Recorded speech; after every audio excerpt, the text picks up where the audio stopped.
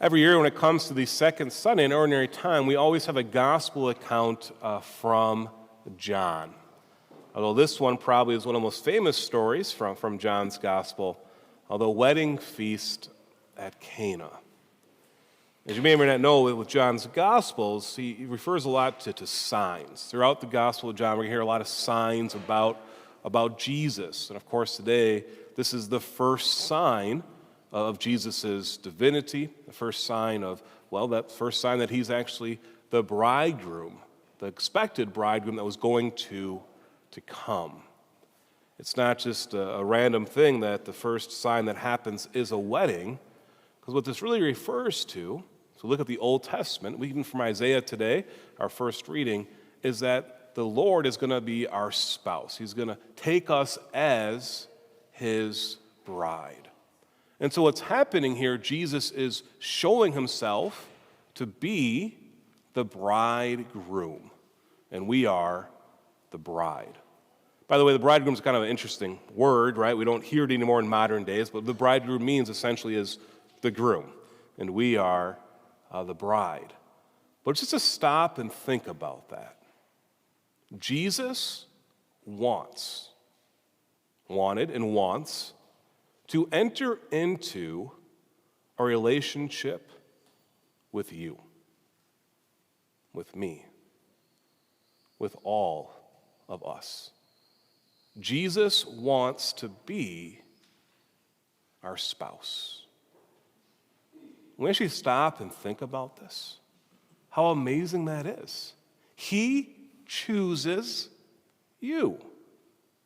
He chooses me. He chooses us. We don't have to sit there with the flowers, say, does he love me? Does he love me not? We don't need to do that. He loves you. He loves me. And he wants us to enter into this relationship, into this covenant.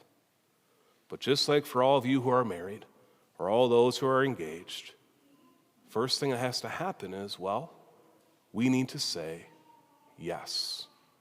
We need to say yes to this relationship. Yes, I want Jesus truly to be my bridegroom. I want Jesus truly to be my everything. And as you know, in marriage, it's not just saying yes once, and that's all you have to do. It's your whole life of living out that covenant. And the same is true with our relationship with God.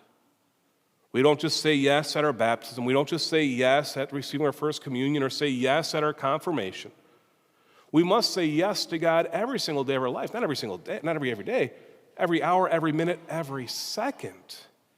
Because that's what he desires of us, to continue to live in this relationship. But how amazing it is, how beautiful it is that he chooses us. And he wants us. And he loves us. And he is the most perfect bridegroom because, he's, yes, fully human, but also fully divine. And when we enter into this relationship, enter into this covenant with him, then we too get to share in his divinity. But in order for this to happen, we have to not only say yes once, but say yes every day, every moment of our life.